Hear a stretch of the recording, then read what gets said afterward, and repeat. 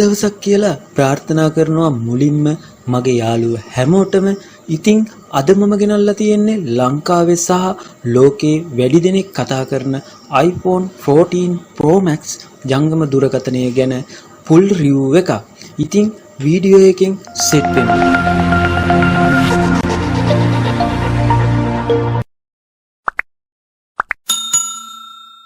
ඉතින් යාළුවනේ මුලින්ම කියන්න ඕනි iPhone 14 Pro Max ජංගම දුරකථනයේ ලොන්ච් එක රිලීස් වුණේ 2022 සැප්තැම්බර් 16 වෙනිදාය.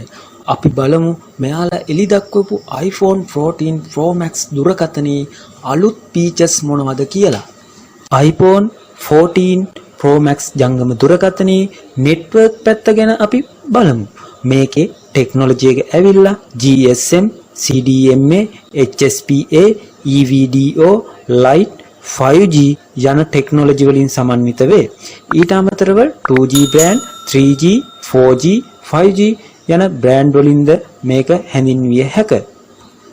14 Pro Max දුරකථනයේ ලොන්ච් ඇනවුන්ස්මන්ට් එක මුලින්ම Apple සමාගම ලෝකෙට කිව්වේ 2022 සැප්තැම්බර් 7 වෙනිදාය. ඒ වගේම ඔවුන් මෙය එළිදැක්වුවේ 2022 සැප්තැම්බර් 16 වෙනිදාය. දුරකථනයේ බොඩි ඩිමෙන්ෂන් එක පිළිබඳ ගණනය කිරීම ඔයාලට වීඩියෝ එකේ මේ විදිහට බලා ගන්න පුළුවන්. ඒ වගේම කියන්න ඕන මේකේ බර ගත්තොත් ග්‍රෑම් 240ක පමණ අගයක් ගන්නවා. මෙම දුරකථනය නිර්මාණය කරලා තියෙන්නේ ස්ටැන්ඩ්ස් ස්ක්‍රීන් ෆ්‍රේම්ස් වලිනි. ඒ වගේම අපි බලමු මේ iPhone එකට දාන SIM type කොහොමද කියලා. ෆෝන් එකට එන්නේ සාමාන්‍ය නැනෝ SIM හෝල්ඩර් එකක් විතරයි. ඒ වුණත් SIM වර්ග දෙකක් යොදා ගන්න මේකට පුළුවන්. සාමාන්‍ය නැනෝ SIM, eSIM පත් යන ආදී මේකට යොදා ගන්න හැකියාවක් තියෙනවා. සමහර යාළුවෝ නම් මේ eSIM පත් ගැන දන්නවා. නොදන්න යාළුවන්ට මම කෙටි විස්තරයක් කියන්නම්. eSIM කියලා කියන්නේ අපේ රටේ භාවිතා වන Dialog, Mobitel, Hutch ආදී මොබයිල් කම්පැනි වලින් නිකුත් කරන SIM කාඩ් පත් eSIM ලෙස හඳුන්වන්න පුළුවන්. ඒ වගේම කියන්න ඕනි eSIM ගැන full review එකක් ඕනි නම් අනිවාර්යයෙන්ම යට comment section එකේ comment එකක් දාන්න.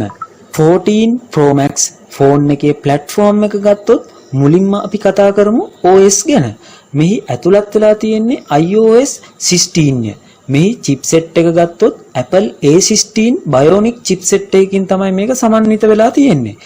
Hexacore CPU එකකින් මේ සමන්විත වේ.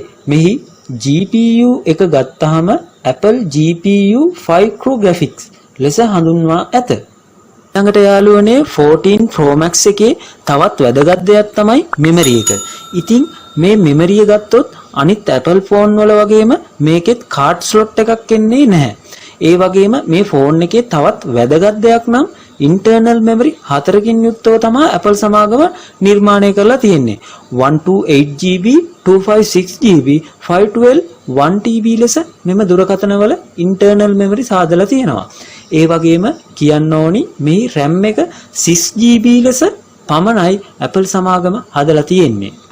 48 මෙගාපික්සල් වලින් සමන්විත පිටුපස කැමරා 3ක් පිහිටා තිබේ. 48 ට්‍රිපල් කැමරා වලින් සමන්විත මෙහි තවත් ගණනය කිරීම සහ විස්තරයන් කිහිපයක් මම ඔයාලට දැන් ඩිස්ප්ලේ එකේ දාලා තියෙනවා. මෙහි එක කැමරාවක් ඩුවල් පික්සල් කැමරාවක් වෙනවා. අනෙක් කැමරා දෙක ඩුවල් MP ටෙලිෆොටෝ සහ අල්ට්‍රා වයිඩ් ලෙස යොදා ගන්න තියෙනවා. මෙහි ෆ්ලෑෂර් එක ගත්තොත් LED ඩුවල් ටෝන් ෆ්ලෑෂර් එකක් තමයි මෙහි පිහිටලා තියෙන්නේ. මෙහි සෙල්ෆි කැමරාව ගත්තොත් ඩුවල් MP කැමරාවක් තමයි යොදාගෙන තියෙන්නේ. ඉතින් යාළුවනේ මේ කැමරා දෙකෙන් ඔයාට සුපිරි සෙල්ෆියක් සහ හොඳම ක්වොලිටියේ 4K වීඩියෝ අරගෙන සෝෂල් මීඩියා වලට අප්ලෝඩ් කරන්න පුළුවන්. ඒ වගේම ඔයා YouTube channel එකක් කරනවා නම් ඉතාමත් හොඳ ෆෝන් එකක් තමයි. මොකද වීඩියෝ එඩිටින්, ෆොටෝ එඩිටින් හැමදේම කරගන්නත් ඒ වගේ උපරිම ක්වොලිටිය ලබා ගන්නත් මේක පාවිච්චි කරන්න පුළුවන් මේ ෆෝන් එක. ඒ වගේම තමයි වීඩියෝග්‍රැෆික්, ෆොටෝග්‍රැෆික් කරන අපේ යාළුවන්ට ඉතාමත් හොඳ අවස්ථාවක් මෙම ෆෝන් එකකින් ගන්න පුළුවන්. ඊළඟට ඉතාමත් වැදගත් කාරණයක් නම් මෙහි තියෙන සෙන්සර් පද්ධතිය. Face ID, accelerometer, compass යනාදී පෙර iPhone මාදිලිවල වගේම මේකෙත් යොදාගෙන තියෙනවා. 14 Pro Max එකේ බැටරිය ගත්තොත් මිලි ඇම්පියර් 4323ක් වේ. ඒ වගේම Apple සමාගම නිර්දේශ කරලා තියෙන්නේ මෙහි බැටරි ලයිෆ් එක පැය 121ක වගේ අගයක්. ඒ වගේම ඔවුන් මෙම 14 Pro Max දුරකථනය වර්ණ 4කින් වෙළඳපොළට නිකුත් කරලා තියෙනවා. Spray black, silver, gold, deep purple ලෙස වර්ණ යොදාගෙන තියෙනවා. අවසාන වශයෙන් ගත්තොත් මෙහි දැනට වෙළඳපොළ වටිනාකම ඇමරිකන් ඩොලර් 1099ක් වගේ අගයක් ගන්නවා. එය ආසන්න වශයෙන් ලංකාවේ බදු ඇතුළත්ව රුපියල් ලක්ෂ 5මාරක වගේ අගයක් ගන්නවා. ඉතින් මේ වීඩියෝ එක ඔයාට ප්‍රයෝජනවත් වෙන්න ඇති කියලා මම හිතනවා. අපිව සබස්ක්‍රයිබ් කරලා නැත්නම් දැන්ම සබස්ක්‍රයිබ් කරන්න. ළඟම තියෙන බෙල් අයිකන් එකත් ක්ලික් කරන්න. අපේ වීඩියෝ දිගටම බලන්න. අපිත් එක්ක රැඳිලා ඉන්න.